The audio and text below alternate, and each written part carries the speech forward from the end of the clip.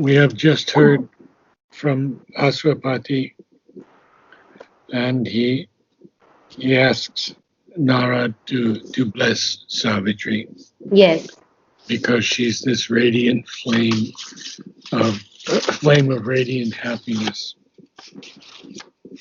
And doom will see her pass, and doom won't say anything.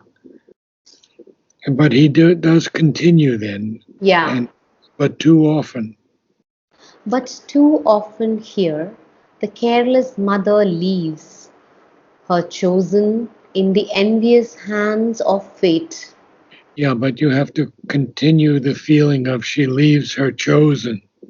So yes, there always has to be a brief pause after each line, very brief. Okay, But when it's like this, it has to say, I don't have to pause so careless much. mother leaves her chosen. Yeah, See, so got it. it's not, you do have to pause, but you have to have leaves sort of hanging out there to Hmm, connect with the next line. got it. Okay. So see what you can do with that. But too often here, the careless mother leaves her chosen in the envious hands of fate. Perfect. The harp of God falls mute, its call to bliss. Discouraged, discouraged fails mid earth's unhappy sounds. The strings of the siren ecstasy cry not here, or soon are silenced in the human heart. So we have a few things to go through here. Um, the first is um, you know what envy is, Yes, and envious. yes. Okay. And after that, then we have this interesting statement about the strings of the siren ecstasy cry not here. Well, what Sri Aurobindo says, and I really need to read this to you because it's extremely important. Okay.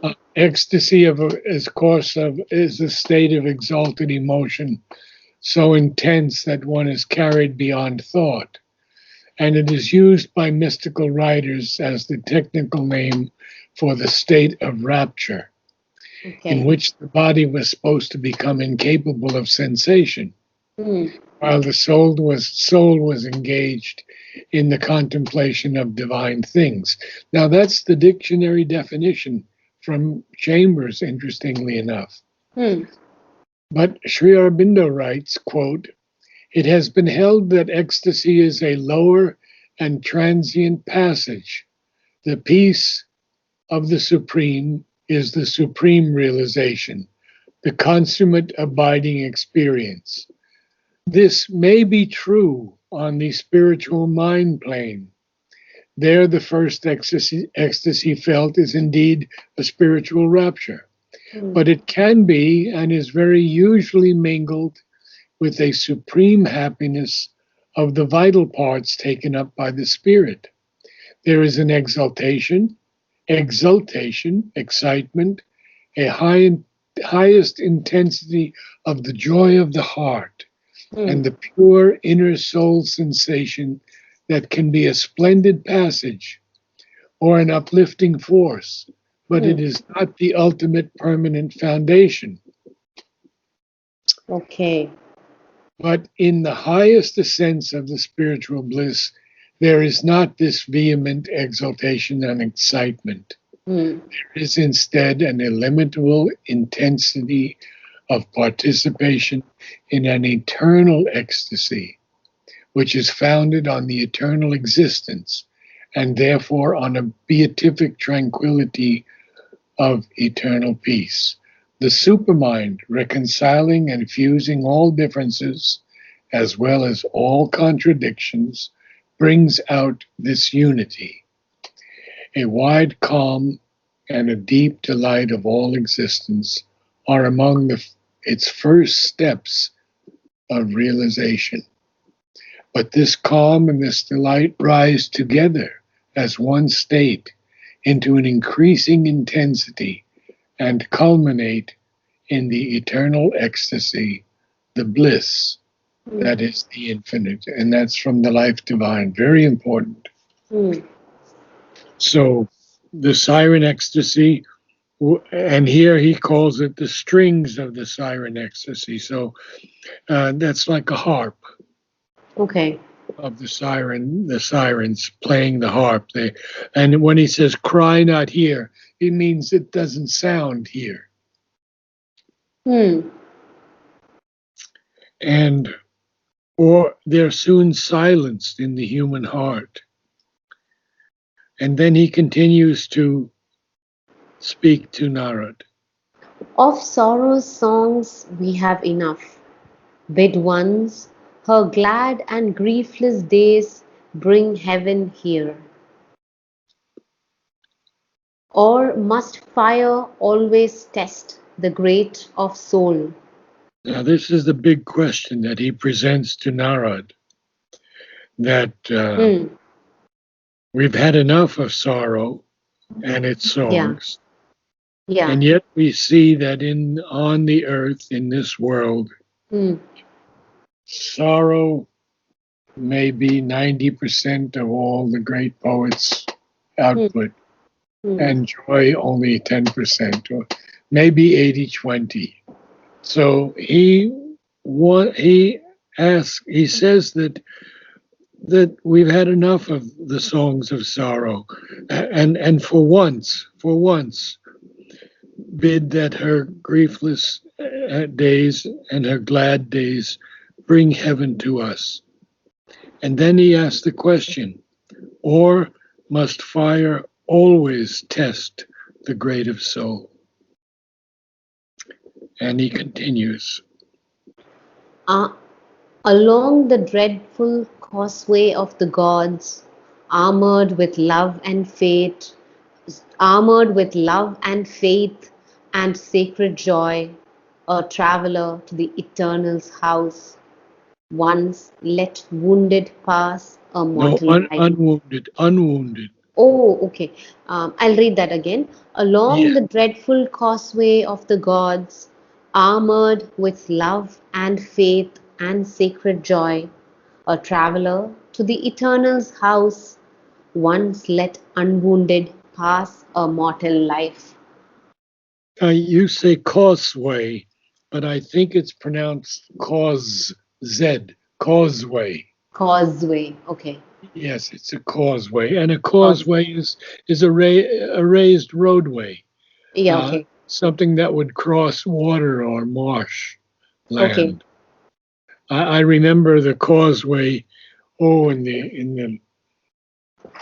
must have been in the 1950s or 60s, going through Florida on this long causeway with just the sea on either side, but it was very calm because it was inland, and it was the most beautiful drive. Now it's all changed and everything's built up, but you would just look at the water and the many colors of the water and the different birds that were there. It was such a beautiful experience for me, and it runs for many, many miles, maybe close to 100 miles Hmm. to Key West, which is the last key right at the ocean's front. Okay. So this causeway is an important, he calls it a dreadful causeway of the gods, because we have to go on that causeway. All of us have to take that path that when we travel to the Eternal's house. But he asks, please let one mortal life pass unwounded. He's asking for his daughter. And then that's the end of his statement. And then um, Narad. But But Narad. but Narad answered not. Silent he sat, knowing that words are vain and fate is Lord. Vain, Vain, vain. vain. Knowing that words are vain and fate is Lord. So he doesn't reply at that Hmm. moment, but he will reply. So, And from what Narad spoke earlier, Ashwapati fully understood that something grief-stricken or like something is going to bring grief to Savitri. well, he feels that. Yes, He he feels. has felt that. Okay. I don't know where we got that. Well, I think it was the end of 421. But but he's always saying that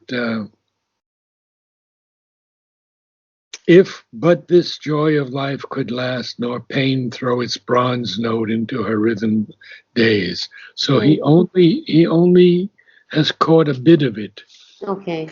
that there could be Something. Okay. something dark Hmm. that could happen. Yes. So um, we continue now because Nara doesn't answer. He sits Yeah. silently because he knows that words are vain. Pain. Hmm. What are words next to fate? Nothing at all. Hmm. Fate is Lord, and he capitalizes the F Yeah. of fate. Yeah. So, and then you continue. He looked into the unseen with seeing eyes, then dallying with the mortal's ignorance, like one who knows not, questioning, he cried, "On Okay. what high Yeah, and it's a quote there. Huh? hmm, Begins his quote. Okay. on what high mission went her hastening wheels? Whence came she with this glory in her heart, and paradise made visible in her eyes? What sudden God has met? What face supreme? So now, okay. First of all, he looks into the unseen because he can see into the unseen. Hmm. He is Narad. Hmm.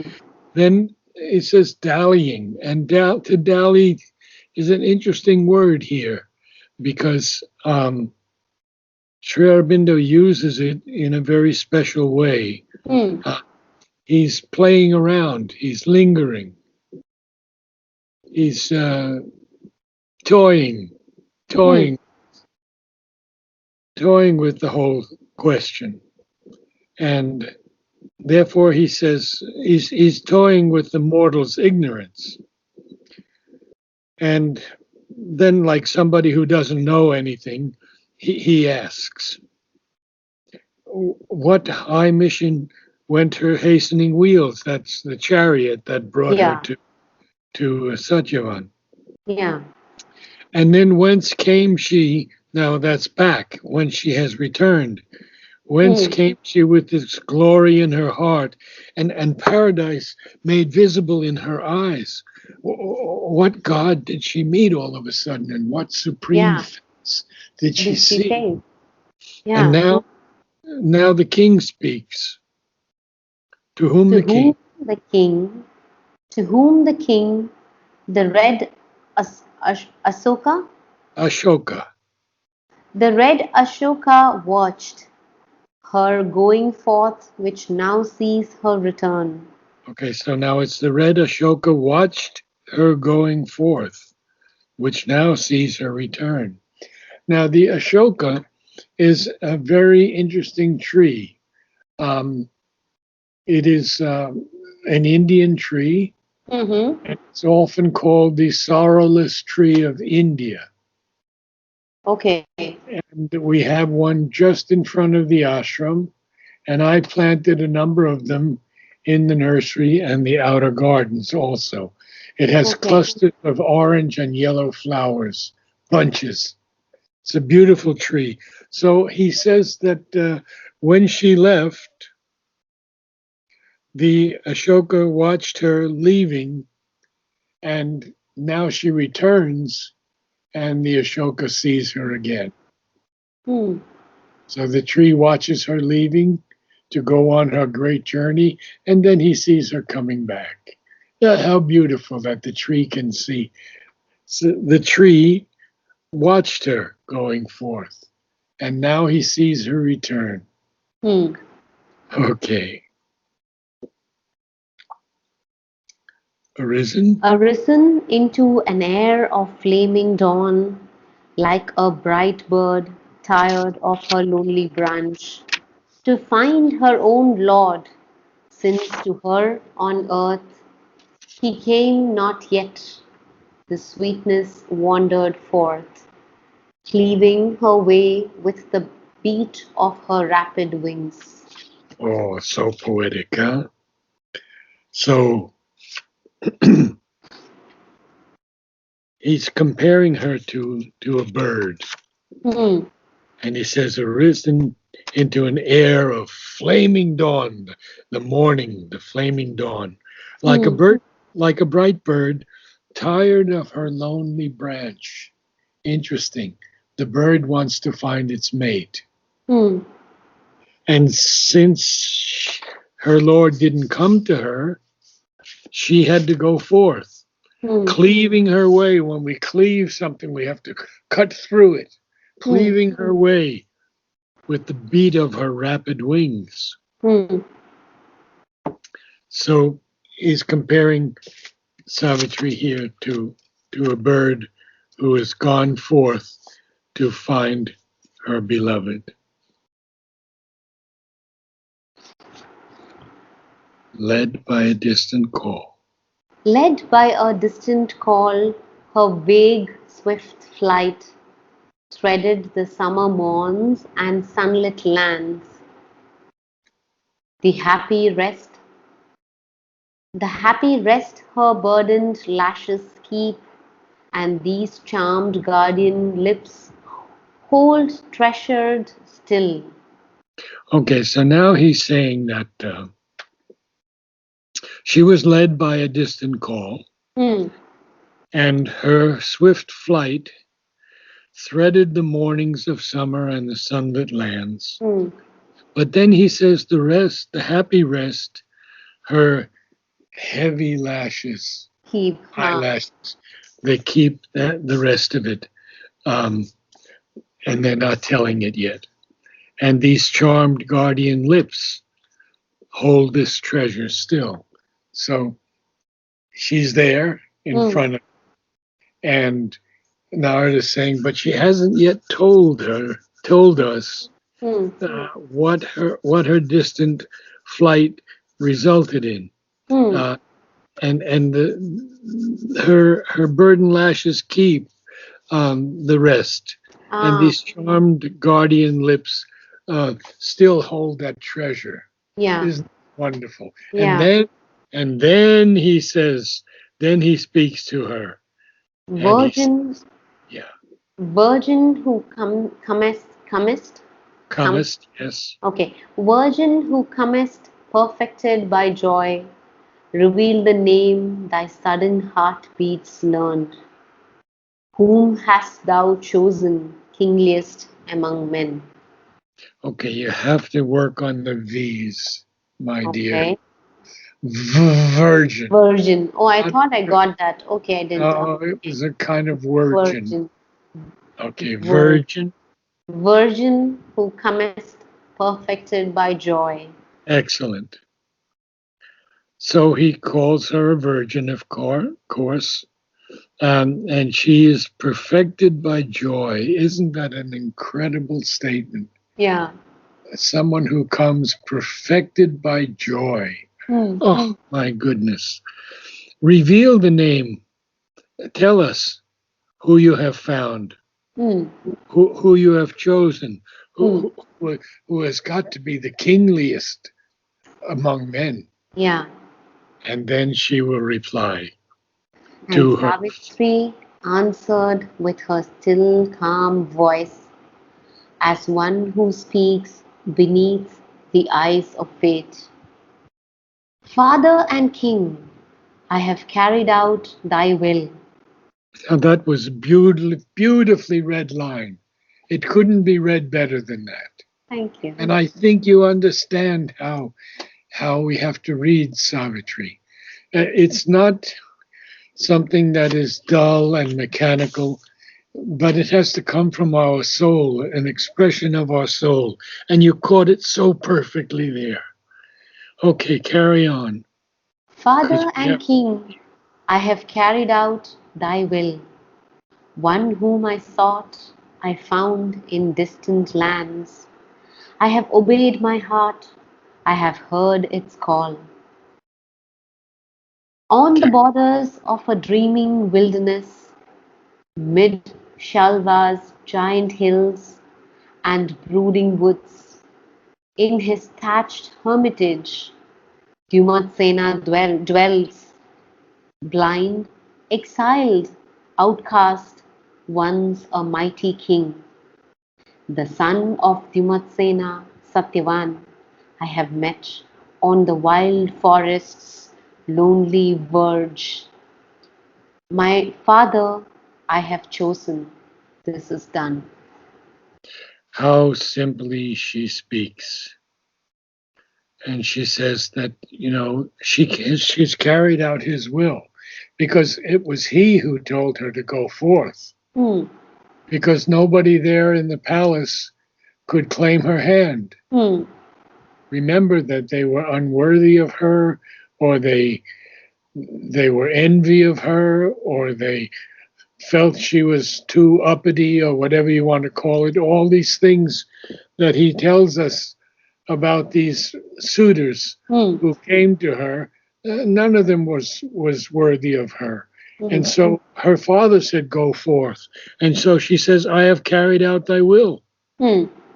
One whom I sought, well, she found him in distant lands, Hmm. and she obeyed her heart. She Hmm. had she Heard its had call. heard the heart's call, Hmm. and in this dreaming wilderness, mid Shalwa, of course, Shalwa is the place where they live. Hmm. And there's a place in Oroville that Narendra Gehlot bought. It's 25 acres, just adjoining Oroville, off the main road, and they call it Shalwa Forest, Ah, okay. named for named for Satyavan. And the idea there was to have a great community, but Deshpanda now is probably 88 years old, Hmm. and nothing much is happening there. Gawa, Gawa, the big Tibetan guy? No. Well, he was sort of in charge of it, but I don't think anything has happened there. Hmm. Anyway, so she says this, that mid the giant hills and the brooding woods of Shalwa, Dumatsana, his father, dwells. He's now outcast, he's exiled because he's blind. Hmm. But he was once a mighty Mighty king. king.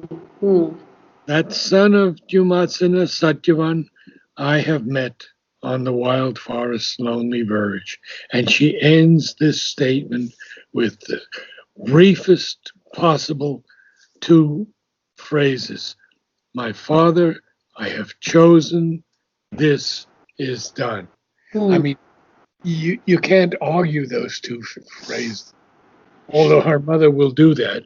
Hmm. But it's so emphatic, isn't it? Hmm. Yeah. Okay, now, because Astonished. yeah, because she has said this, Hmm. then now we're going to see what happens.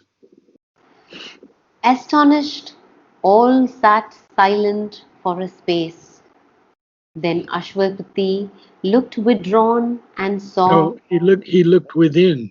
He looked inside himself, Then not withdrawn. Ashwapati looked within and saw a heavy shadow float above the name, chased by a sudden and stupendous light. He looked into his daughter's eyes and spoke. Well, hast thou done? No, And I, no, not well, but well hast thou done. well hast thou done, and I approve thy choice. If this is all, then all is surely well. If there is more, then all can still be well. You have to Whether carry on. whether it seem good or evil to men's eyes, only for good the secret will can work. So this is where we're going to stop today because we have to cover a number of things here. Okay. So he he is now a realized yogi. We Hmm. have seen that in Book 1, Canto 3, and Canto 5, the Yoga of the King. Um, and he can see these things. So he looks into Savitri's eyes and he speaks because what he had seen was when she mentions the word Satyavan, Hmm. sees a shadow Hmm. float above the name of Satyavan. Hmm.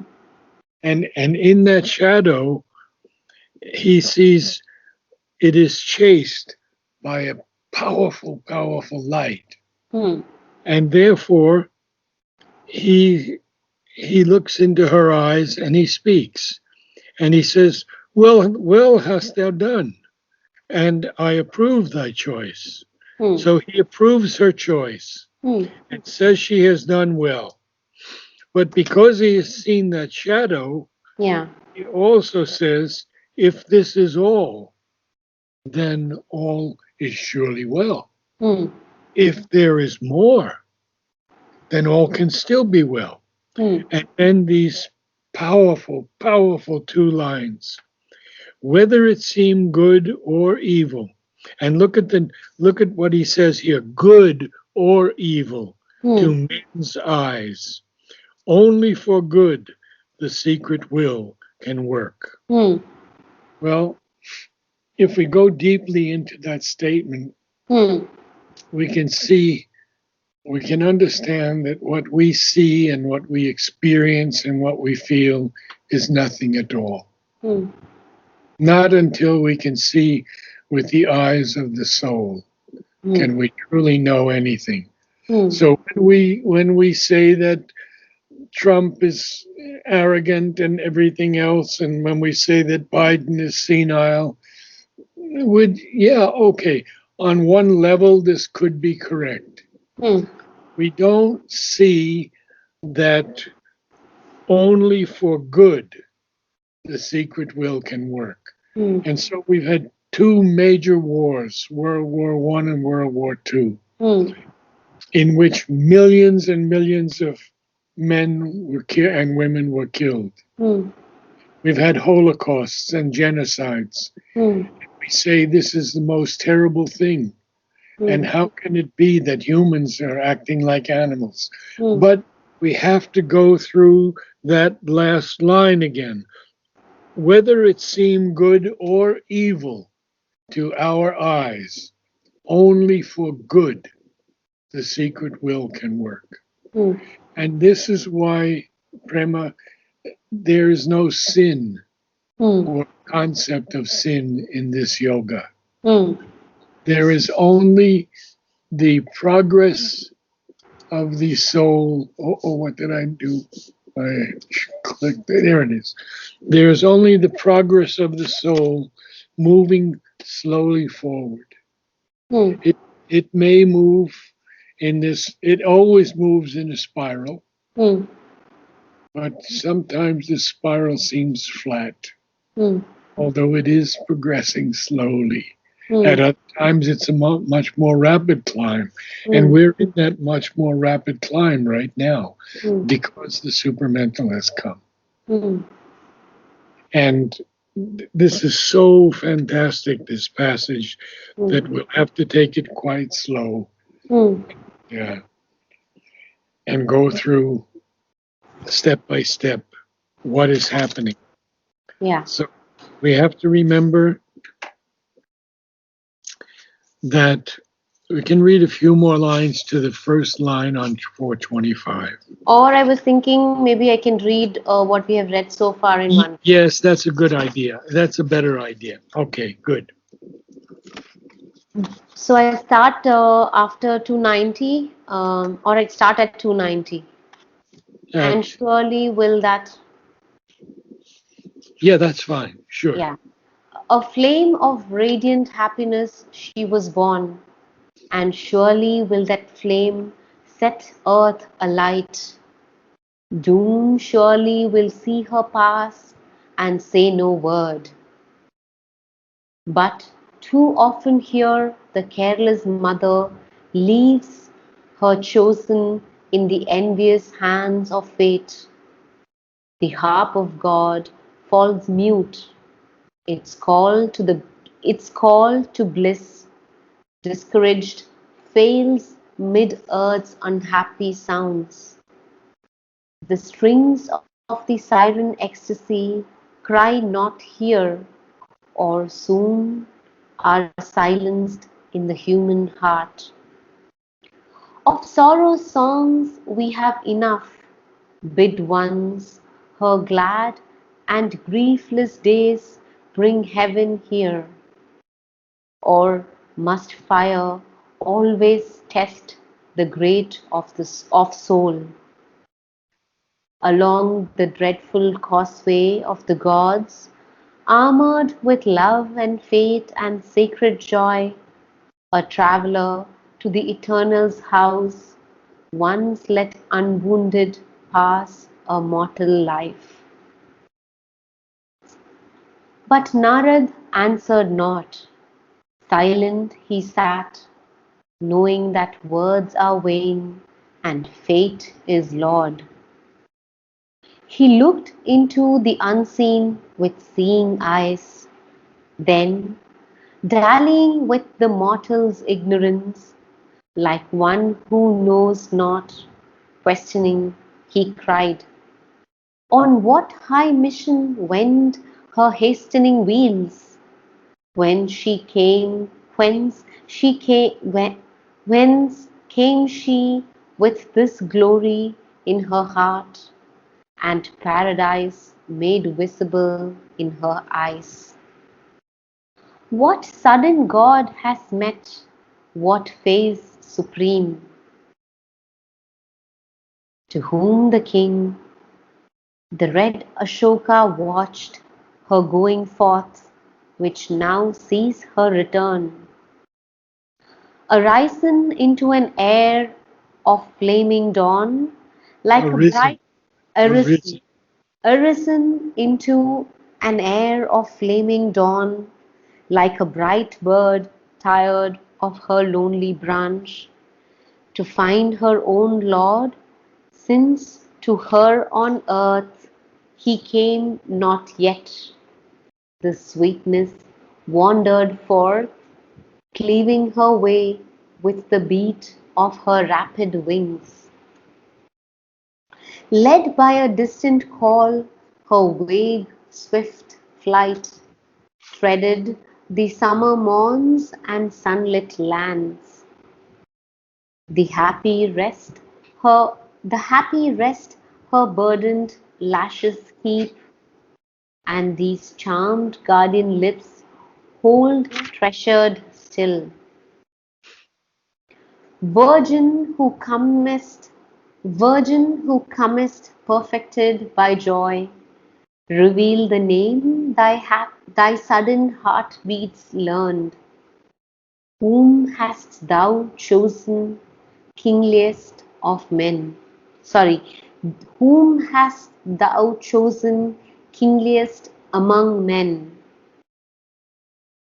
And Savitri answered with her still calm voice, as one who speaks beneath the eyes of fate. Father and King, I have carried out thy will. One whom I sought, I found in distant lands. I have obeyed my heart, I have heard its call. On the borders of a dreaming wilderness, mid shalvas, giant hills and brooding woods, in his thatched hermitage Dumatsena dwells, blind, exiled, outcast, once a mighty king. The son of Dumatsena, Satyavan, I have met on the wild forest's lonely verge. My Father, I have chosen. This is done. Astonished, all sat silent for a space. Then Ashwapati looked within and saw a heavy shadow float above the name, chased by a sudden and stupendous light. He looked into his daughter's eyes and spoke, "Well hast thou done, and I approve thy choice. If this is all, then all is surely well. If there is more, then all can still be well. Whether it seem good or evil to men's eyes, only for good the secret will can work." Good reading. I think that you're beginning to catch the music Hmm. in Savitri Okay. and the rhythm. The That, rhythm is so critical. The rhythm is so important. hmm. That's why all the great epics have been written in iambic pentameter. Okay. It's the most beautiful of all the different meters. Hmm. Penta, 5, Mm-hmm. pentameter, Yeah. 5 beats. Beats. Yeah. So, so we have the words, only for good the secret will can work. If there is more, then all can still be well. So we have the 5 beats, but if we read them like that, Savitri would become very boring very Hmm. quickly. See, so we have to have the rhythm in our consciousness, Hmm. but the music has to come out and Hmm. be expressed. You're Okay. doing very well, my dear. Very Thank, well. thank you so much. Yes. Yeah, I mean, you can't believe the progress you've made since when you first began. Yes. And you can feel it, I think. Yes, yes, I can feel the difference. Only the places where I have issues is like sometimes I don't know how to make that connection. But once you explain, that comes. Then you get it because Yeah, now you've got it all. Yeah. yeah. The only thing I would suggest is whenever you see a V, We, tell your consciousness, oh, I've come to a V. You I must pronounce have it bite. properly. Yeah. So now Yeah. what I tell is like bite my lip. So I try to do v. Va, So, va, but yeah, but va. still somewhere it's not Yeah, but always saying in the the consciousness. last two times when you said virgin and when you said voice were perfect. The Okay, previous times it was not so good. okay. But he said virgin who comes perfected by joy, you had that perfectly. And Hmm. then Savitri answered with her still calm Voice. voice. You got those two perfectly. Okay. So we're making good progress. All right. See you on Thursday. See you on Thursday, Narad. Thank you so much.